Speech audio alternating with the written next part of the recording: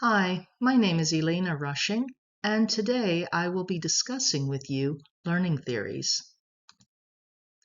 From the time we are children, we are constantly learning.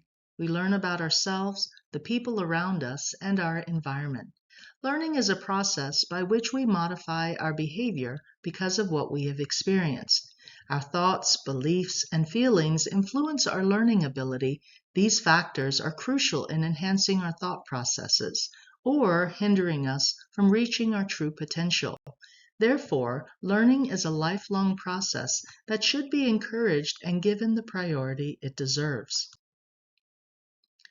Learning theories explain how an individual learns.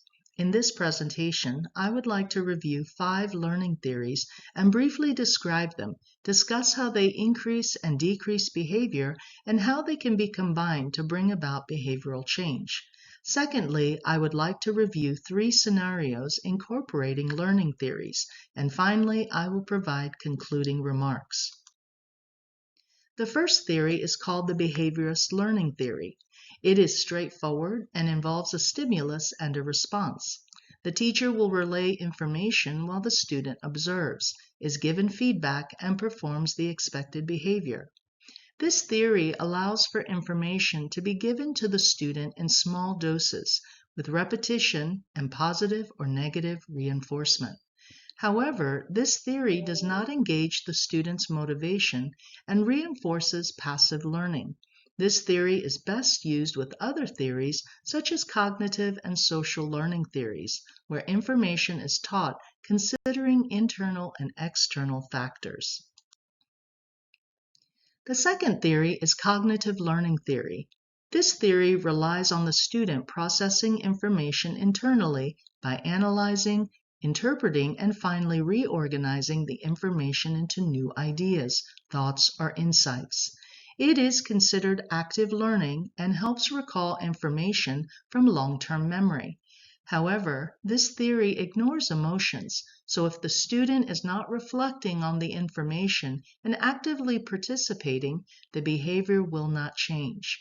This theory is beneficial when combined with behavioral or social learning theory, which includes modeling others for behavior change.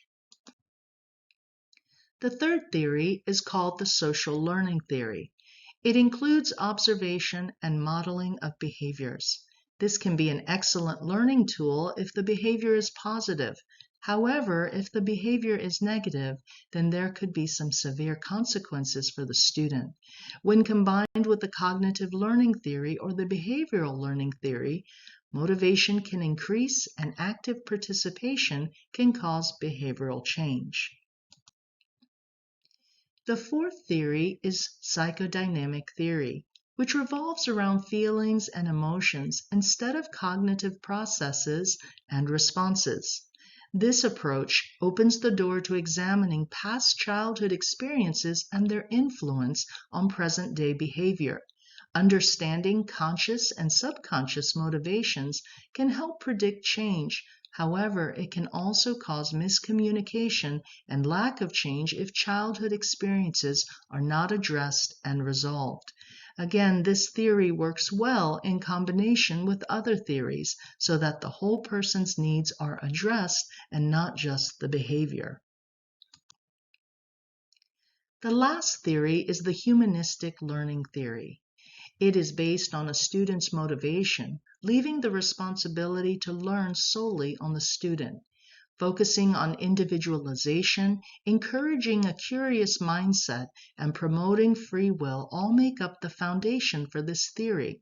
It works well in combination with patient-centeredness theories and is helpful for self-help groups and wellness curriculums. However, there is still insufficient evidence to prove it is beneficial.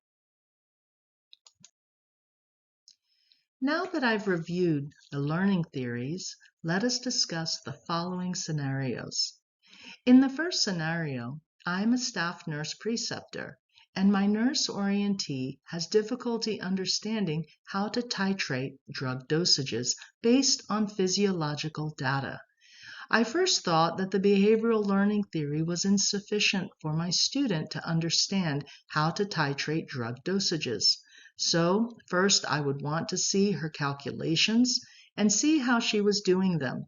Then I would ask her how she felt, what she thought the problem was, and whether she believed she could do it. In the second scenario, I am preparing to counsel a nursing student failing a nursing course.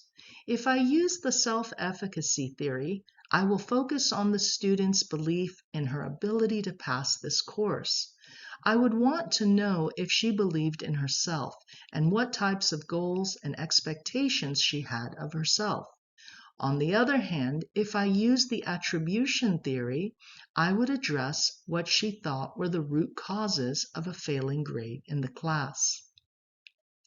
In the last scenario, I am a clinical preceptor in a healthcare agency using the social cognitive theory in teaching my preceptee.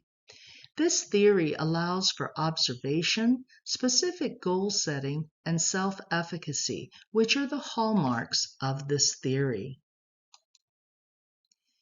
In conclusion, everybody learns differently. Learning theories help us understand how people learn. They provide us with principles that can be applied to different learning situations.